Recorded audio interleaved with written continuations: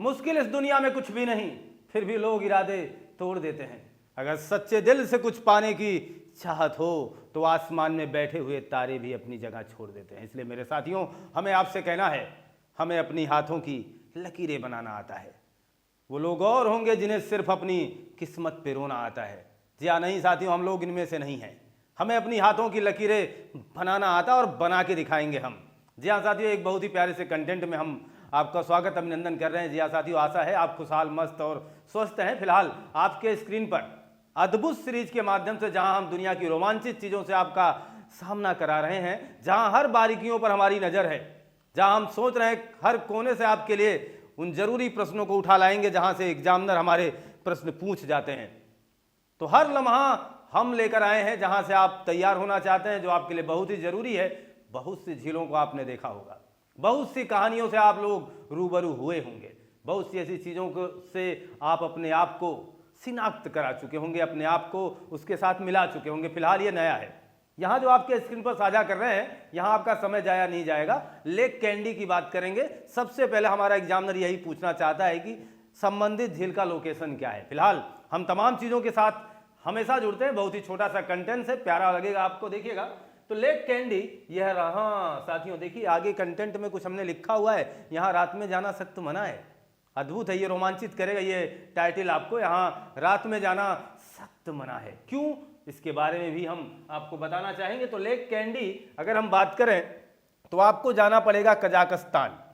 Kazakhstan, ये आपको पता है कजाकिस्तान, यहाँ पर एक अलमाटी जगह है, एक अलमाटी जगह है और यहाँ से यह लगभग 280 किलोमीटर के आसपास की दूरी पर इसका वाकई लोकेशन है और 200 मीटर गहराई पर है समुद्र तल से। ये इसका मोटा मोटा लोकेशन हमने आपको दे दिया। 200 मीटर गहराई साथियों कहाँ से है, तो समुद्र तल से इसकी जो गहराई होने वाली है वो 200 मीटर के आसपास की है। तो लेक कैंडी आपको रोमांचित करेगी। कारण इसका यह है कि आप जब इस झील से मुखातिब होंगे साथियों, तो इस झील में एक आपको अद्भुत नजारा देखने को मिलेगा। इस झील के अंदर आपको पेड़ दिखाई देंगे। ये चीज सोचिए, कोई झील ऐसी हो जिसके अंदर ऐसे मामूली छोटे मोटे घास फूस नहीं, बड़े बड़े विशाल वृक्ष आपको यहां दिखाई देंगे। झील के अंदर पेड़ का उगना अद्भुत अपने आप में एक समागम हो सकता है। इस झील को पेड़ों का रेफ्रिजरेटर भी कहते हैं। जी हाँ साथियों, किस झील को हम पेड़ों का रेफ्रिजरेटर कहते हैं? पेड़ों का रेफ्रिजरेटर किस झील को कहा जाता है? तो इस झील को पेड़ों का रेफ्रिजरेटर भी कहते हैं, क्योंकि इस झील के अंदर अगर हम इस जल की बात करें तो इस जल में आपको पेड़ दिखाई देंगे। दोस्तों, जल के अंदर पेड़ हैं, इसका मतलब इसके अंदर आपको वृक्ष मिलेंगे। तो अनुमानता ऐसी जगहों पर वैज्ञानिक रिसर्च होते हैं और आप एक अनुमान लगाइए कि दिन में ये कितना सुहावना लगता होगा और रात में कितना डरावना लगता होगा।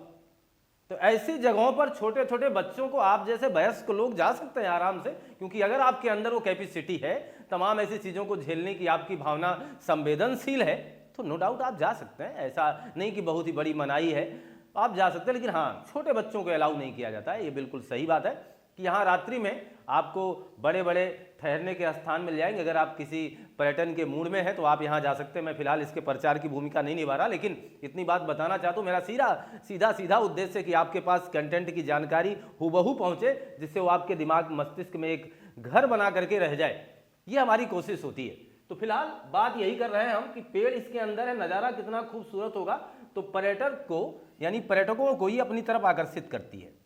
पर्यटकों का आकर्षण केंद्र ही है। यहाँ लोग काफ़ी आना जाना पसंद करते हैं। देश विदेश से आने जाने वाले जो ज़्यादा, जिनके पास जेब खर्च करने के लिए काफ़ी ज़्यादा पैसा होता है, हम लोगों के लिए बड़ा मुश्किल है यहाँ जाना आना, क्योंकि हमारे पास उतना, हम लोगों के पास पैसा कहाँ होगा साथियों। फिलहाल ये उन लोगों के लिए जिनके पास बहुत ही ज़्यादा पैसा और खर्च करने की जगह नहीं मिल पा रही है।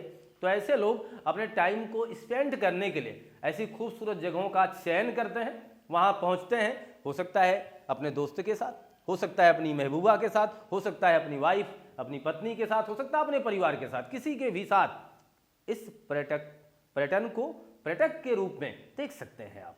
यहाँ जाइएगा तो आपको बड़े बड़े टूरिज्म मिलेंगे, अच्छे अच्छे लोकेशन मिल जाएंगे, ठहरने के स्थान मिलेंगे। लेकिन हाँ, बच्चों के लिए रात में यहाँ जाना आपको थोड़ा सा मुनासिब नहीं समझा जाएगा, मना भी किया जाएगा, सख्त मना किया जाएगा। ये चीज़ मैंने आपको बताना चाहा है। और देखिएगा, मैं इस जहाँ ये बात कर रहा था कि पेड़ों का रेफ्रिजरेटर है, ये कारण हमने आपको बता दिया।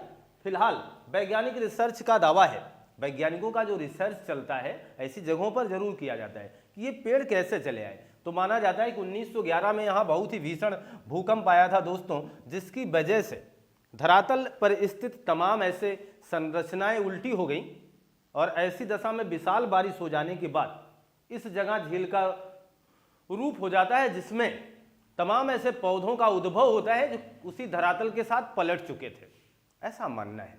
और इस वजह से इस झील में आज भी आपको उल्टे वृक्ष दिखाई देंगे, उल्टे वृक्ष आपको दिखाई देंगे। ये कोई अद्भुत बात हो सकती है, उल्टे वृक्ष आपको दिखाई देंगे। ये सबसे ज्यादा आपको रोमांचित करने वाली बात हम आपको बता चुके हैं। ये कंटेंट आपको कैसा लगा कमेंट बॉक्स में जरूर बताएं।